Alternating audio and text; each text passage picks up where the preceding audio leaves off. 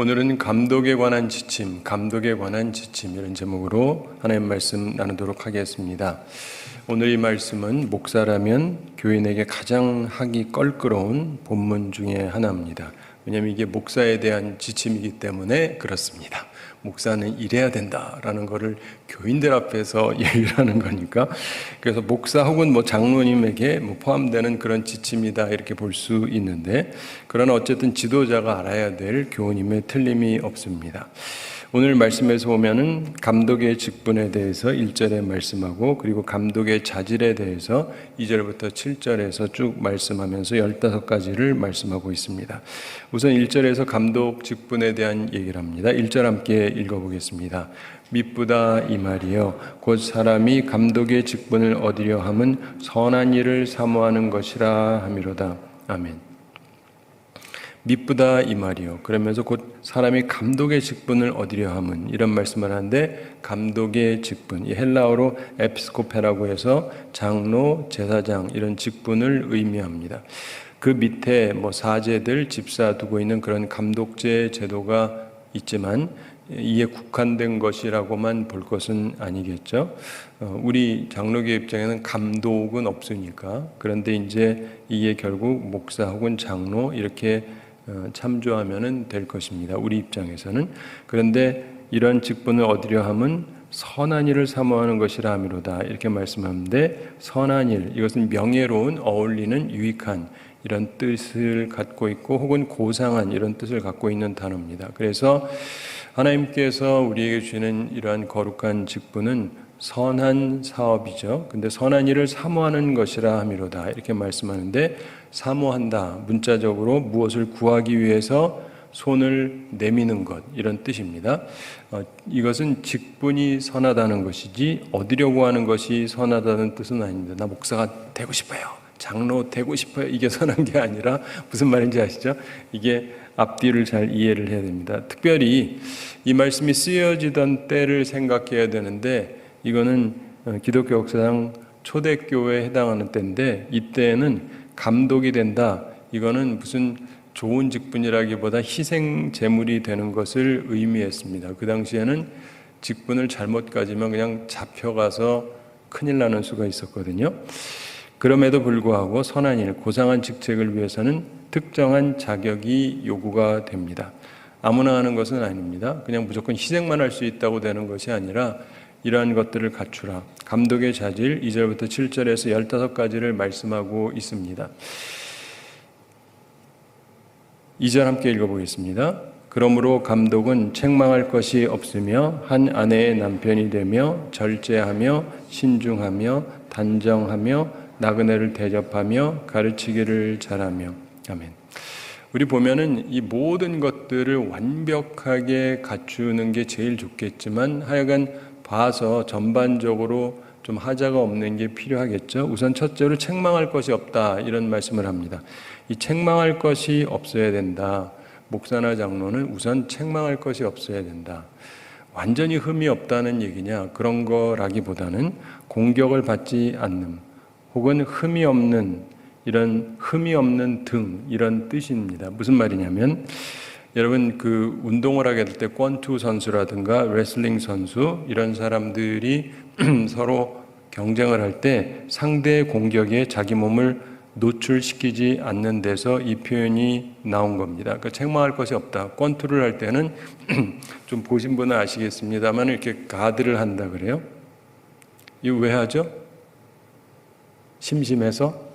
보기 좋으라고? 그게 아니라 저쪽이 탁 치면 막아야 되기 때문에. 그냥 있으면 그냥 맞습니다. 권투 한 번도 안 해보셨죠? 저는 딱 한 번 해봤습니다. 딱 한 번 중학교 때 했는데, 어떤 애가 하도 하자 그래가지고 안 한다고 그러는데 맨날 쫓아다니면서 하자 그래서 할 수 없이 그럼 한 번 하자. 그래가지고 했는데 애들이 몰려가지고 구경하는데 내가 권투를 해본 적이 있나요? 근데 나도 모르게 이거 하잖아요. 글러브가 무거워요. 그래서 이렇게 딱 하잖아요. 무겁습니다. 자꾸 내려가요. 무거우니까 자꾸 내려가요. 저쪽이 한 대 치면 그냥 얼굴로 맞는 거예요. 얼굴로. 막을 훈련도 안 돼 있고 무거우니까 그냥 맞는 거예요. 그러다가 보면서 하도 맞아가지고 나중엔 정신이 없더라고요. 근데 이게 노출돼 있으니까 때리기가 쉽잖아요. 그래서 그러면 안 된다 말이에요. 책망할 것이 없어야 된다. 저거 보면 때릴 때가 너무 많아. 뭐 설교도 못하고 뭣도 못하고 막 공격할 게 많으면 얼마나 쉽게 무너지겠어요. 그러니까 책망할 것이 없어야 된다. 다른 사람들이 평가할 때 상대적으로 책망할 것이 없는 사람이어야 된다는 것입니다. 뭐 절대적으로 완벽한 사람은 없죠. 그렇게 맞고 해도 어느 한계가 있잖아요. 그럼에도 불구하고 누가 보더라도 너무 흠이 많다 그러면은 목회를 제대로 할 수가 없어요. 그래서 우선 책망할 것이 없어야 된다. 그래서 우리 사실은 목사님뿐 아니라 다른 모든 직분에도 이 표현들이 일반적으로 들어갑니다. 책망할 것이 없고 이런 얘기를 해요. 왜냐하면 누가 보더라도 책망할 게 확연하게 있는 분은 역할을 잘 감당하기가 어렵기 때문에 그래요. 그래서 이 부분 우선 생각해야 되고, 두 번째는 한 아내의 남편이다 이렇게 표현하죠. 혼인관계에 있어서 한 아내의 남편이어야 된다. 하나뿐인 유일한 결혼 상대자에게 충실해서 본이 되어야 한다. 이런 뜻이라고 볼 수 있겠죠. 도덕성을 말한다 이렇게 볼 수도 있겠고, 그리고 다른 여성과 부도덕한 관계를 맺지 않는 자여야 한다. 물론 남성 중심으로 지금 이 얘기를 하는 거죠. 자, 여기서 보면은 그러면 결혼은 필수인가라고 질문하는 분이 있습니다. 그렇게 보던 교회들도 있습니다. 선택으로 보기도 하고, 저는 어렸을 때 듣기로는 목사는 결혼 꼭 해야 된다고 들었어요. 결혼 안 하면은 안수를 안 준다고 그렇게 들었던 때가 있습니다. 하여간 그런 것이 있고, 또 그것을 얘기하는 이유 중에 하나가 뭐냐면, 그래야 누가 유혹할 일이 별로 없잖아요. 옆에 누가 있으니까. 그래서 목회사에게 전념할 수 있도록 누가 옆에 있는 게 좋다. 그런데 이것이 재혼에 대한 금지냐? 그렇게 보던 교회들도 있었습니다. 역사를 보면. 그러나 성경적인 근거는 그거는 없는 거죠. 단지 어쨌든 그 한 여인과 결혼하고 아내에게 충실해야 된다. 이건 우리가 다 인정을 합니다. 그러면서 동시에 로마 카톨릭 교회의 강제적인 독신 제도가 비성경적인 것을 오늘 본문이 증명하고 있습니다. 그렇죠? 그런가? 그런가? 한 아내의 남편이어야 한다. 꼭 결혼해야만 한다라고 한 건 아니지만, 결혼하면 안 된다는 거는 이 성경하고 완전 위배되는 거 아닌가요? 그렇죠? 교황 결혼해도 돼요? 참 목사님 이상한 질문하네. 하면 안 된다고 알고 계시죠? 천주교 신부들 결혼하면 돼요? 안 된다고 알고 계시죠? 성경적인가요? 저보고는 모르셔도 이 성경 보면 어때요? 그건 비성경적인 거예요. 결혼해야 맞는 거고, 근데 꼭 안 하면은 뭐 안 된다 꼭 이런 건 아니니까, 혼자 괜찮을지는 몰라도 성경에 의하면 결혼하면 안 된다라고 하는 그 말 자체가 비성경적인 거예요. 이해가 되십니까? 그래서 기독교 역사 속에서 보면은 그렇게 혼자 있는 것이 나름대로 하나님을 위해서 어쩌고 저쩌고 그러는 논리를 피는 분들이 있는데, 그건 자기 논리고 약간 불교적인 그런 것이고, 기독교 영성에는 본래 이런 게 없습니다. 성경의 원리는요. 그걸 항상 염두에 두실 필요가 있어요. 그 다음에 세 번째, 절제를 말씀합니다. 술 취하지 않은, 절제하는 이런 뜻인데, 절제라고 하는 말, 온건한, 신중한 이렇게 번역할 수도 있습니다. 일과 행동에 있어서 발음과 절제가 필요하고 삶을 좀 깊이 있게 살아가는 그런 부분이 있어야 한다는 것이죠. 그 다음에 네 번째로 신중을 얘기합니다. 예전에 개역성경에서 근신이라고 표현을 했습니다. 이것은 두 단어를 결합한 것인데, 건전한이라고 하는 것과 마음, 이거를 결합한 단어입니다. 그래서 바른 정신, 자제하는, 그래서 건전한 마음, 분별력 있는 자세를 얘기합니다. 그 헬라에서 플라톤의 경우는 쾌락이나 욕망을 지배하는 상태라고 표현을 했었고, 아리스토텔레스는 육체의 쾌락이 법칙이 명하는 대로 쓰일 수 있도록 작용하는 힘이다. 이렇게 철학자들은 그 당시에 설명을 했습니다. 어쨌든 어려운 상황에서 건전한 판단과 선한 이해로 현명하고 조심성 있게 행동해야 한다는 것입니다. 그 다음에 다섯 번째로 아담하며 이런 얘기를 하죠. 예전에 개역성경에서 단정하며 이렇게 말씀했습니다. 코스미오스라고 해서 이 뜻은 순서가 바르다, 품위가 있다, 정돈되었다, 예의 바르다 이런 뜻입니다. 즉 행실이 좋은 사람이어야 한다는 것입니다. 목사님이나 장로님들은 행실이 좋은 사람이어야 된다. 즉 내면적인 근신도 있어야 되고 건전한 마음도 있어야 되고 또 외면적으로도 이 아담해야 된다. 예절이 있어야 된다 이런 뜻입니다. 그래서 근신과 아담 이 두 가지를 합치면 내면적으로도 통제를 할 수 있고 외면적으로도 아름다움이 흐르는 사람이어야 된다. 목사나 장로는 그런 사람이어야 한다. 이런 말씀입니다. 그 다음에 여섯 번째로 나그네를 대접한다. 이렇게 말씀합니다. 나그네를 후히 대접하는, 나그네를 환대하는 이런 뜻인데 나그네들이 필요로 하는 것을 공급해 주는 것입니다. 로마서 12장 13절에 보면 손님 대접하기를 힘쓰라 이런 말씀을 했습니다. 감독은 환대하는 사람이어야 합니다. 즐거운 마음으로 하나님의 종을 영접하는 사람이어야 하는데 특별히 초대교회는 순회하는 교사, 설교자들이 있었습니다. 오늘날 교회에서 부흥회 하면 강사 목사님 오시잖아요. 그분은 우리 교회 담임은 아니지만 이렇게 말씀 전하느라고 오시는 분인데 이런 분이 있을 때 잘 대접해라 이런 얘기입니다. 왔다 갈 사람이니까 아무렇게나 가세요. 아니라 잘 대접을 해야 된다. 이런 이야기입니다. 그 다음에 일곱 번째로 가르치기를 잘해야 된다라고 말씀합니다. 가르치는데 재능이 있어야 된다 이런 말씀입니다. 목사는 특별히 일반 장로보다 가르치는 은사가 뛰어나야 하는 것입니다. 굉장히 중요한 자질의 하나죠. 가르치는 은사가 없으면 목회하기가 굉장히 어렵습니다. 가르치는 은사가 있어야 되는 것이죠. 장로님들도 그러면 좋고 그 다음에 3절 읽어보겠습니다. 술을 즐기지 아니하며 구타하지 아니하며 오직 관용하며 다투지 아니하며 돈을 사랑하지 아니하며 아멘.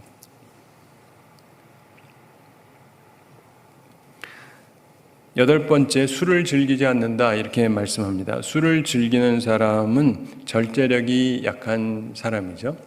저는 평생 그런 말 안 듣다가 언젠가 어느 곳에 갔는데 갑자기 합동 목사님인데 합동은 이제 좀 더 보수적이라고 보는데요. 그분은 제가 이제 통합 측이고 그분은 이제 조금 더 보수적이라고 알려진 데서 공부를 했고 제가 다닌 신학교는 그분 입장에서 보면 조금 덜 보수적인 데라고 생각을 해서 우리 학교는 이제 지적으로는 세계적으로 탁월한데 그런 면에서는 조금 덜하다고 이분은 생각을 해서 그렇게 생각하는 분들이 많이 있거든요. 저를 보고는 목사님 술 좋아하세요? 그러는 거예요. 질문한 분이 목사님이에요. 아니 날더러 술 좋아하니 난 살다가 그런 말 처음 들어봤어요. 입에도 안 되는 사람한테 술 좋아하냐고. 무슨 말이에요? 그랬더니 술 좋아하시게 생겼는데 내가 황당해가지고 참네. 어디 가서 이것만 또 뽑아가지고 얘기하지 마세요. 목사님이 술 좋아하는 사람이다. 입에도 안 됩니다. 근데 너무 황당하잖아요. 그러니까 이제 자기 입장에는 저쪽은 좀 그런 사람들이니까 당신 그런 사람 아니냐? 아닙니다. 목사는 술을 즐기면 안 되죠. 그 다음에 아홉 번째로 구타하지 않는다 이렇게 얘기합니다. 사람을 치고 때리는 것을 얘기합니다. 목사가 사람 때리고 그러면 안 되죠. 네. 싸움꾼은 곤란합니다. 최근에 어떤 한국 교회에서 조금 이상한 교회인데 제가 보기엔 그 목사님이 재직들을 때린다 그래요. 진짜로. 그러면서 때려서 권고한대요. 그러면서 약간 내가 보기엔 문제가 있던 교회인데 교회는 큰데 그분이 하는 말이 그래요. 그냥 나갈래? 맞고 있을래? 이게 말이 돼요, 목사가? 나가든지 나한테 맞고 있을래? 그리고 맞고 있겠습니다. 그럼 때리고 있게 한대요. 이게 말이 되냐? 죄송합니다. 이 성경에 보면 이게 말이 안 되는데 근데 그 교회가 커지고 또 거기 얻어맞고 들어가 있는 사람도 있고 목사님 한다는데 그건 이해가 안 가요. 왜 그럴까? 성경을 볼 텐데 때리는 목사님은 결코 훌륭한 목사님이 아닙니다. 저처럼 안 때리는 사람이 정상적인 거예요. 훌륭도 아니고 그냥 정상적인 겁니다. 자, 그리스도의 제자들에게는 남 때리고 실제로 막 때리고 이런 건 합당한 것이 아니죠. 그 다음에 10번째로 관용함을 말씀하고 있습니다. 이 관용이라고 하는 것은 그 원어에 보면 공평한, 공정한, 온유한, 점잖은 이런 의미를 가지고 있습니다. 이 부분은 굉장히 의미심장하고 잘 생각해 보실 필요가 있어요. 왜냐하면 여러분 목회자는 장로님이랑 법을 잘 지켜야죠. 또 표정이 법을 잘 지켜야죠. 원칙대로 해야 되니까. 근데 여기서 이제 관용이라고 하는데 세상을 보면서도 여러분들이 뉴스도 접하고 그럴 텐데 법대로 해야죠. 네, 법대로 해야죠. 근데 관용이라고 하는 것은 아리스토텔레스가 정의하기를 정의를 교정하는 것이다 이렇게 표현했어요. 무슨 말이냐? 우리가 만들어 놓은 법이 있어요. 근데 법이 완벽합니까? 완벽하지 않잖아요. 그러니까 이 잘못된 걸 교정을 해야 되잖아요. 우리 다 치아가 있죠? 여러분들 치아는 다 완벽하죠? 아니죠. 그러니까 뭐 교정도 하고 뭐 그러잖아요. 근데 이게 일반적으로는 정상적인 상태에는 교정할 필요가 없지만 이게 문제가 있으면 교정을 해야 되잖아요. 그런 것처럼 법이라고 하는 게 나쁜 것이 아니고 필요한 것인데 그리고 이대로 하면 되는데 어떤 경우는 법에 한계가 있는 것들이 있어요. 이 상황상. 그때 이거를 교정하는 것을 관용함이라고 얘기하는 거예요. 그래서 이것은 정의보다 바르고 보다 나은 것이다. 정의가 당연히 훌륭하죠. 정의보다 더 나은 것이다. 오해하지 마세요. 그렇다고 정의를 항상 깨고 법을 다 깬다는 얘기가 아니에요. 이걸 지키되 이게 약간 좀 안 맞는 게 있잖아요. 그래서 법이 잘못되었을 때 그 법을 다른 형태로 이렇게 교정을 해주는 것, 그걸 관용이라는 말의 정의입니다. 법을 어기는 것을 말하는 것이 아니고 법 정의의 오류를 교정하는 정신을 말합니다. 제가 항상 재미있게 생각하는 가장 대표적인 예가 여러분이 미국 뉴욕에 가면은 뉴욕에 두 군데 그 공항이 있는데 하나는 존 F 케네디 공항이라고 존 F 케네디 대통령 이름 따서 지은 게 있고 또 하나는 라과디아라고 하는 공항이 있습니다. 근데 여러분은 라과디아를 잘 모르시겠지만은 라과디아라는 사람은 뉴욕시의 시장을 했었던 사람이에요. 시장했던 사람이 뭐 한둘이 아닌데 왜 그 사람의 이름을 따서 했냐면 존경할 만하니까 땄겠죠. 근데 그분이 본래 판사였습니다. 판사였는데 그분이 시장 되기 전에 판사로서 판결했던 굉장히 유명한 사건이 있습니다. 언젠가 제가 말씀드린 적이 있는데 어떤 사람이 잡혀왔어요. 도둑질 하다가 잡혀왔습니다. 근데 잡혀왔는데 보니까 나이도 들고 근데 이 사람이 참 정말 불쌍해요. 가진 것도 없고. 그래서 어떻게 된 거냐 물어봤더니 가진 것도 없고 배도 고프고 그래가지고 훔치다가 걸린 거예요. 훔치다가 걸렸는데 그러면 법에 의하면은 처벌을 받게 돼 있습니다. 처벌을 받게 돼 있는데 벌금을 내면 풀려날 수 있고 벌금을 안 내면 감옥에 가야 돼요. 근데 이 사람이 벌금 낼 돈이 있겠습니까? 없죠. 그러니까 법대로 하면 어떻게 해야 돼요? 감옥에 가야 되잖아요.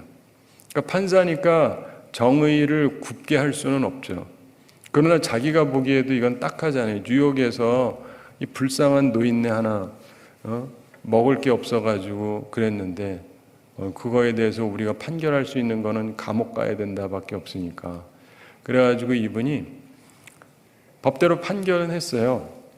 벌금을 얼마를 내고 아니면 이제 감옥 가야 된다 판결을 딱 하면서 대신에 어떻게 했냐면 이 재판할 때 사람들이 와 있는 사람들이 있어요. 재판 받으러 오는 사람도 있고 구경하러 오는 사람도 있고 이 방청석에 있는 사람들을 향해서 이분이 이런 얘기를 했습니다. 우리 뉴욕에 이런 분이 있다는 것은 솔직히 저도 그렇고 우리들의 잘못이다.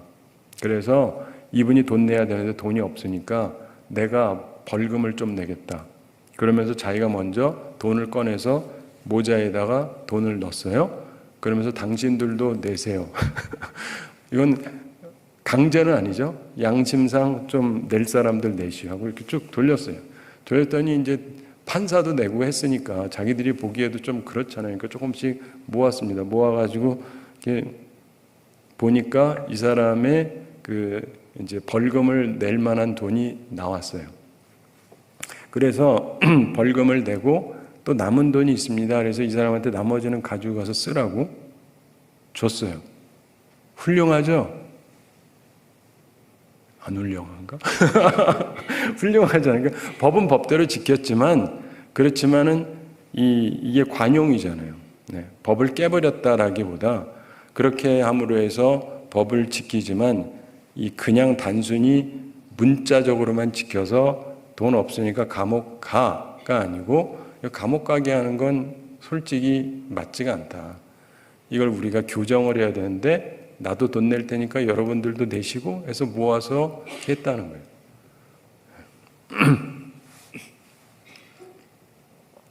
이런 것이 우리한테 필요하다는 거예요. 목사님이나 장로님들은 법을 잘 지키는데 법이니까 그러니까 이러면 안 되고 법을 지키는데 이 법이 갖고 있는 한계 때문에 이거를 좀 이렇게 관용적인 차원에서 할 수 있는 모습이 우리 가운데 필요하다.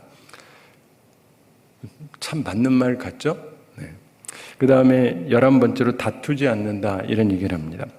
싸움을 하지 않는, 다투거나 논쟁을 일으키지 않는, 전쟁을 멈추는 이런 뜻이 있는 말씀인데 결국 평화로운 사람이어야 한다는 말입니다.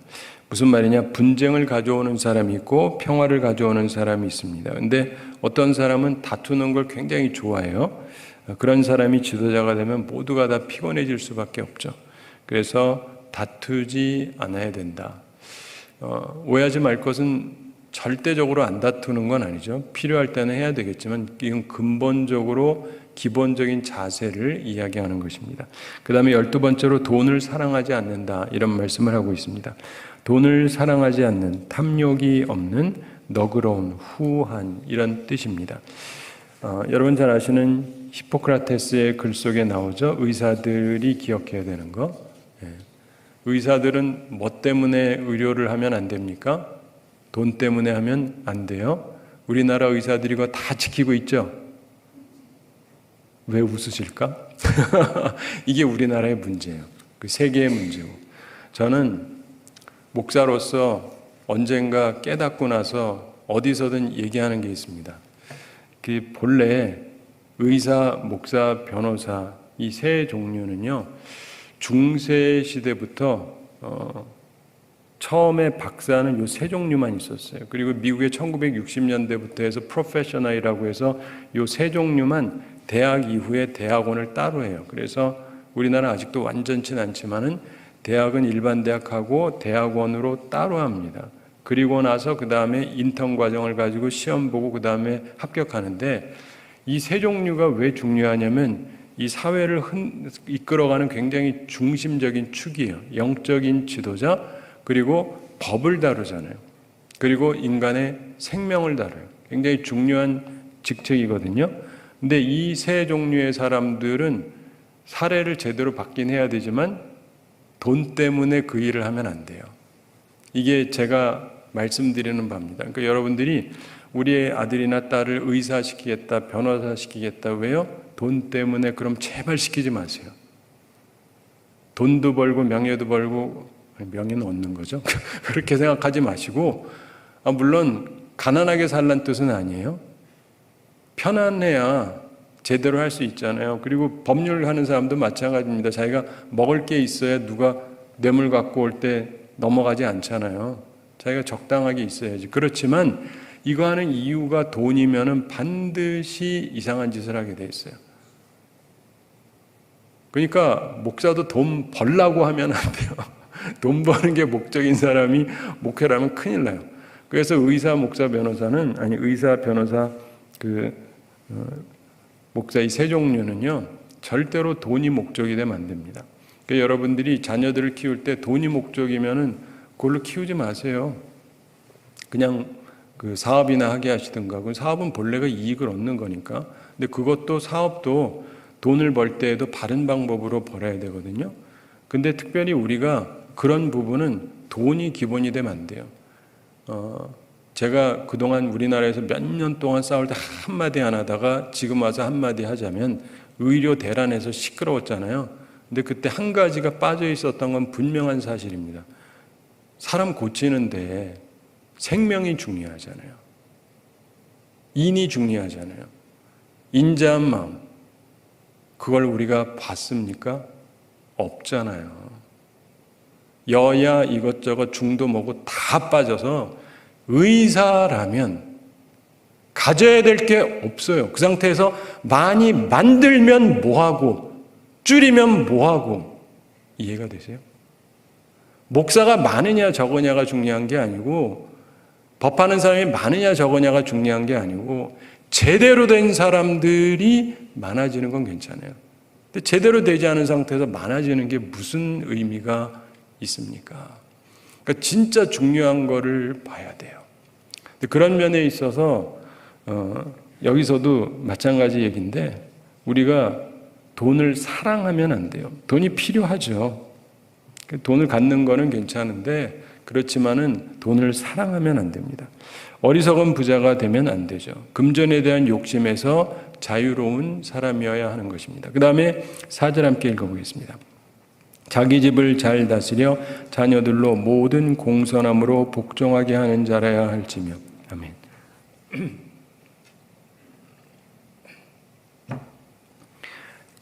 13번째로 자기 집을 잘 다스린다, 이런 말씀을 하고 있습니다. 감독은 하나님의 집을 감독하고 다스리는 사람이지 않습니까? 목사나 장로는 그런 직책인데, 따라서 자기 집을 먼저 잘 다스릴 필요가 있습니다. 우리 동양에서는 수신, 제가, 치국, 평천하 이런 표현이 있죠.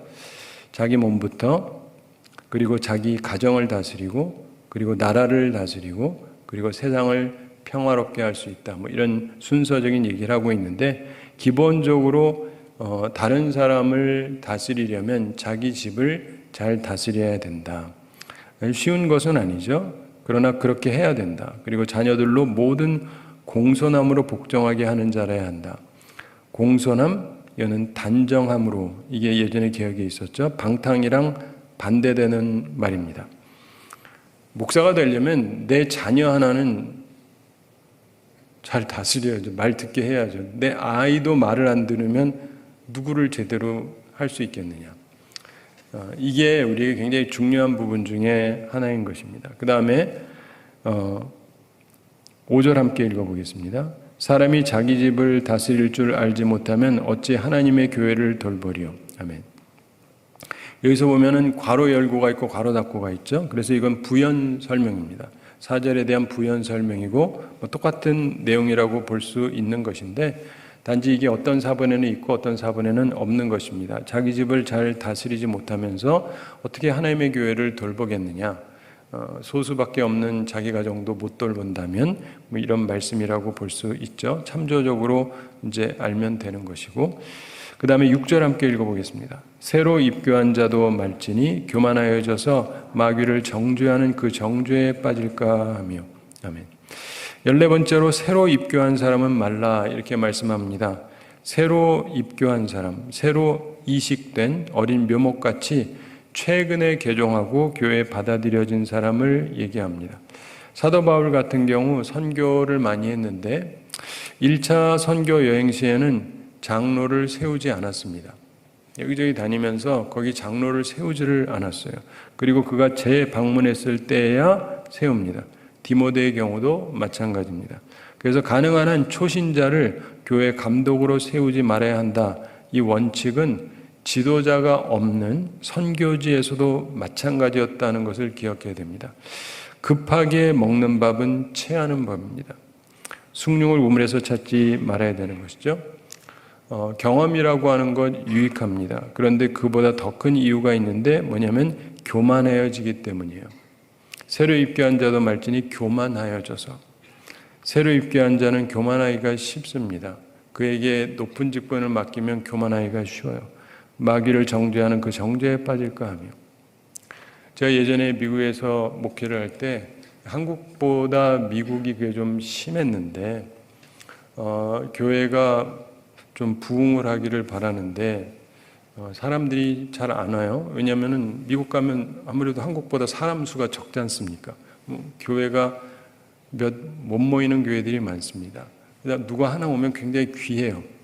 그래서 이분을 어떻게든 교회를 잘 다니게 하고 싶은데 그게 잡는 게 좀 쉽지가 않으니까 그 중에서 많은 분들이 사용하는 것 중에 하나가 직분을 줘버리는 거예요. 직분을 주면 직분을 얻었으니까 아무래도 좀 기분도 좋고 그래가지고 이제 다니는 거죠. 그래서 제가 이민 갔을 때는 꽤 오래전인데 제일 큰 문제 중에 하나가 직분 남발이에요. 목사님들이 사람 잡느라고 그냥 조금 있으면은 세례 아무렇게나 주고 그 다음에 금방 또 집사 주고 그래가지고 이제 다 집사예요. 금방 들어오면 다 집사. 조금 있으면 또 권사도 주고 장로 안수 집사 장로 주고 막 이러는데 근데 그러다가 제가 거의 끝판왕을 하나 봤는데 제가 부임했던 교회 이렇게 역사를 이렇게 보다 보니까 누가 언제 뭐 이렇게 이 연혁이 이렇게 써진 것들이 있거든요. 그래서 장로님들이 언제 장로님 됐나 하고 살피다 보니까 그 중에 처음에 장로님 된 두 분이 나이가 꽤 어릴 때 됐어요. 30대에 됐어요. 장로가 30대에 되기는 좀 가능은 하지만 쉬운 얘기가 아니잖아요. 근데 됐는데 뭐 된 것까지도 좋은데 그러면은 뭐 안수 집사님도 되고 좀 있다가 되고 뭐 그 전에 서리 집사도 하고 뭐 이래야 되는데 서리 집사를 오래 임명했으면 얼마 안 지나가지고 제가 얼마 안 지났다라는 건 몇 년 안 지났다가 아니라 몇 달 지났는지 1년이 됐는지 장로로 임명을 해버렸어요. 이게 법적으로 이게 되나 안 되나 이런 걸 떠나서 아이 세례 받고 얼마 안 된 사람 그래서 집사를 잠깐 주자마자 곧장 장로를 했다. 그러니까 대단히 죄송한데 그분들을 보면 무진장 교만해요. 무진장 교만해요. 지금은 다 은퇴하셨어요. 그 옛날 얘기니까. 근데 왜요? 이 중에서 30대 장로 되신 분. 쉽지 않잖아요. 40대도 쉽지가 않은데. 그러니까 자기는 30대 됐으니까 나머지가 다 우습게 보이는 거예요. 그 심정이 이해가 되시죠? 왜냐하면 교회에서 장로가 일반 교인들 중에 제일 높은데 30대가 제일 위가 돼버리니까. 그러니까 그렇게 하면 안 돼요. 그래서 이 기억을 할 것이 함부로 막 주고 그러면 안 됩니다. 근데 제가 미국에 있다가 한국을 왔더니 한국도 많이 바뀌었어요. 비슷해지고 있는 것 같아요. 꼭 그건 아닌데 어떤 교회는 딱 갔더니 전교인의 간부와 일반 교회는 한 명도 없어요. 그래가지고 전부 재직밖에 없어요. 재직밖에 없어요. 그러니까 직분을 줬으니까 그분들만 남아있는 거예요. 보니까. 그래서 와 해도 너무한다. 그리고 어떤 교회들은 하여간 어떤 일이 있으면 그냥 직분자를 왕창 뽑고 그럼 뭐 그분들이야 기분이 좋겠죠. 근데 직분이라는 건 그렇게 해주는 게 아니라고 난 배웠는데 그리고 거기에 합당한 조건이 갖춰져야 되는데 지금 얘기한 것만 해도 이런 게 장로님들은 요 정도는 갖추라는 게 기본인데 보통들 뽑을 때 요 정도는 다 갖췄다고 생각하는 분들을 뽑는 것 같으세요? 그냥 뽑는 경우가 많잖아요. 그 몇 명 뽑겠다. 우리 교회 그만한 분들 이 성경에 의해서 이 정도는 됐다가 아니라 그냥 뽑자. 부족해도 뽑아야지. 성경은 그렇게 말씀한 적은 없지만 여러분 많은 경우요. 자격을 못 갖추고 있으면 뽑아봤자 도움이 하나도 안 돼요.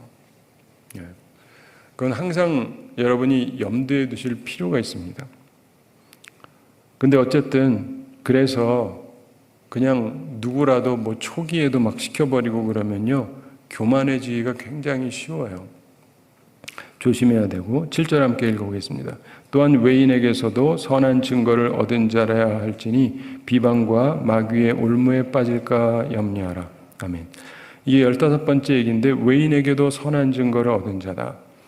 이것은 사법적인 증거, 선언, 평판, 증언 이런 것을 의미합니다. 외부적으로도 교회만이 아니라 외부적으로도 평판이 좋은 사람으로 알려져야 한다는 것입니다. 도덕적으로 타락한 사람이다 이런 비난이 있으면 곤란한 것입니다. 교회 안에만 들어오면 괜찮은 것 같은데 밖에만 나가면 이상하다. 이런 사람 세우지 않아야 된다. 왜냐하면 사람들이 이렇게 됩니다. 교인들이 너를 직분자로 세웠단 말이냐? 혹은 교인들이 저런 사람을 직분자로 세웠단 말이냐? 이런 비난. 마귀가 얼마나 좋아하겠습니까? 특별히 목사나 장로라면 말할 것도 없습니다. 오해하지 마십시오. 우리 사람은 다 약점이 있고 그리고 실수할 수도 있고 그래요. 근데 근본적으로 너무 많은 잘못을 그냥 가지고 있는데도 신경 쓰지 않고 준다? 말이 안 돼요. 제가 말 나온 김에 하나 더 말씀드리면은 우리 한국교회를 한때 또 어떤 분이 굉장히 시끄럽게 만드신 분이 있었어요.